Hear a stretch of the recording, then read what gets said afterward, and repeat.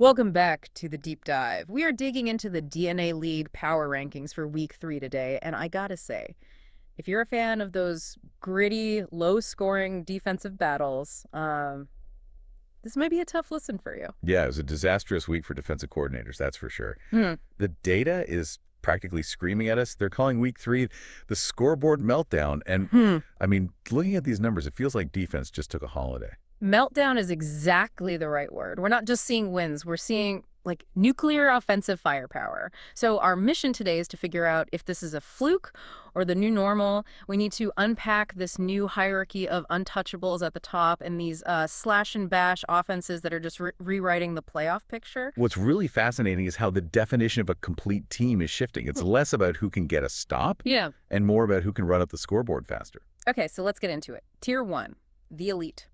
Georgia's sitting at number 1, and they didn't just beat Oklahoma, they erased them. 59-10. 59-10. I mean, Oklahoma's a traditional power. That isn't just a score, it's a statement. It's a statement about roster depth. Exactly. Yeah. And now you have their wide receiver, Melvin Gayton, forcing his way into the Heisman conversation.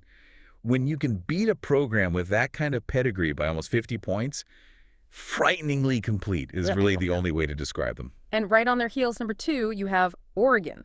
Now, on paper, 42-26 over Marshall looks less impressive, but context is everything here. It is. They had to go on the road. To the Joan, Yeah. that place is notoriously hostile. Right. And beating the number 13 team on their turf by 2 scores. That's arguably a tougher test than what Georgia did at home. It just screams championship pedigree. And, look at the talent. Oregon now has 2 players in the top 5 for the Heisman. Sam Onatolu at running back and the freshman QB, Dre Gardner. A freshman. Managing that kind of road environment is just... Wow. We should note number 3, Kentucky, with the Heisman favorite B.J. Bomar, and number 4, Notre Dame. They were both off this week. resting up. Though it says a lot that B.J. Bomar is still number 1 in that race while sitting on his couch. Shows you the kind of respect that offense gets. But while they rested, Tier 2 went absolutely haywire. This is where it gets really interesting. These nuclear offenses, we have to start with the statement of the year from Old Dominion. They dropped 70 points on UCLA. 70 against a ranked Big Ten defense. That's the slash and bash offense just operating at peak efficiency. It's high tempo, high risk, all rewards. Also possible to prepare for because the speed is just overwhelming. And that performance, it rocketed their receiver Devin Allen's straight to number 3 in the Heisman race. It wasn't just ODU, though. Florida Atlantic, the Owls, they beat Virginia Tech 65-17. 65. In a conference game. The way one source put it was brilliant.